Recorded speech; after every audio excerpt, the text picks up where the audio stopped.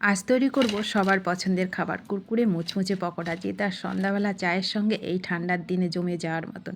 সেই পকোড়াটাই আজকে তৈরি করব।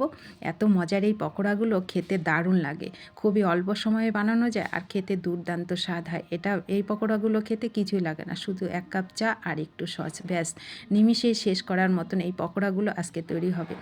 তো নমস্কার, রকমারি রান্নাঘরে আপনাদের সবাইকে স্বাগত।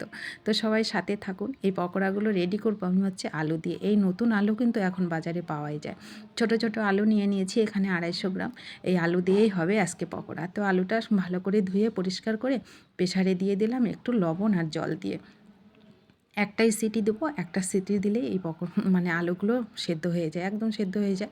ছোট ছোট এখন কচি আলু বাজারে তো পাওয়াই যায়। তো গরম গরম অবস্থায় আমি বাটিতে নিয়ে নিলাম 2 বাটি, মানে 2 চামচ মতন বেসন দিলাম এর মধ্যে, আর 2 চামচ চালের গুঁড়ো দিলাম। চালের গুঁড়োটা দিলে খুব মুচমুচে হয়। তো চিলি ফ্লেক্স দিলাম, একটু ঝাল ঝাল লাগবে, আর একটু হলুদ দিলাম। 2 চামচ সুজিও দিলাম, চালের গুঁড়ো আর সুজির সাথে বেশ আরও মুচমুচে করার জন্য। তো আমি 1 চামচ দিলাম ম্যাগি মশলা। ম্যাগি মশলাটা দিলে আর অন্য কোনো মশলাই আপনার এখানে দিতে হবে না, এত মজার হয়। আর একটু দিলাম ধনেপাতা, ফ্লেভারটা বাড়ানোর জন্য। ধনেপাতা দিলে ফ্লেভার স্বাদ দুটোই হয়। আর ম্যাগি মশলা তো আছেই এর মধ্যে। শুকনো উপকরণগুলো ভালো করে মেখে নিলাম, একটু লবণও দিলাম পরিমাণ মতো। আর চিনিও চাইলে আপনারা দিতে পারেন, সেটা অপশনাল, আমি দিই নাই ওটা। তো ভালো করে আমি শুকনো উপকরণগুলো মেখে এবার হাতেই অল্প অল্প জল দিয়ে এটাকে ভালো করে মেখে নেব।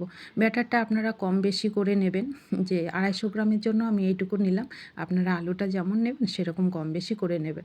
তো আলুটা ডুববে এইভাবে কিন্তু ব্যাটারটা রেডি করবেন, কারণ আলুটা ভালো করে ডুবিয়ে ডুবিয়ে এগুলোকে ভাজা হবে। তো ভালো করে মেখে আমি এই যে গ্যাসে কড়াই বসিয়ে দিয়েছি, দিয়ে এবার তেলটাকে গরম করে এগুলো একটা একটা করে ছেড়ে দেবো। ছেড়ে দিলে খুবই অল্প সময় 2 থেকে 3 মিনিট গ্যাসের ফ্লেমটাকে লো করে দিলেই ভাজা হয়ে যায় একেবারে কুরকুরে মুচমুচে পকোড়া। খুবই মজার হয় খেতে, বাড়িতে অবশ্যই তৈরি করে খাবেন। আর ভালো লাগলে কমেন্ট করবেন, আর ভিডিওটি ভালো লাগলে সবাইকে শেয়ার করে দেবেন। এই সুন্দর পকোড়াগুলো যেন সবাই তৈরি করে খেতে পারে। আর এখন তো নতুন আলু বাজারে পাওয়াই যায়, আর এখন কম দামেই পাওয়া যায়। তো একইভাবে আমি সবগুলোকে রেডি করে নিলাম। দেখুন দেখতে কতটা সুন্দর হয়, আর খেতে দুর্দান্ত স্বাদ হয়, না খেলে বুঝতেই পারবেন না এই পকোড়াগুলোর স্বাদ যে কতটা মজার হয়। তো দেখা হচ্ছে সবার সঙ্গে পরবর্তী ভিডিওতে। আর সবাই এই সুন্দর পকোড়াগুলো তৈরি করে খান। ভালো লাগলে কমেন্ট করুন, সবাইকে শেয়ার করে দিন। আর ইউটিউব থেকে দেখলে ইউটিউব চ্যানেলটা একটু সাবস্ক্রাইব করে দেবেন। যারা সাবস্ক্রাইব করেছেন তাদের তো অসংখ্য ধন্যবাদ। আর ফেসবুক পেজ থেকে দেখলে পেজটাও ফলো করে দেবেন। এই সুন্দর সুন্দর ভিডিওগুলো যেন সবার আগে আপনাদের কাছে পৌঁছাতে পারে। তো দেখুন মজার পকোড়াগুলো সবাই তৈরি করে খান।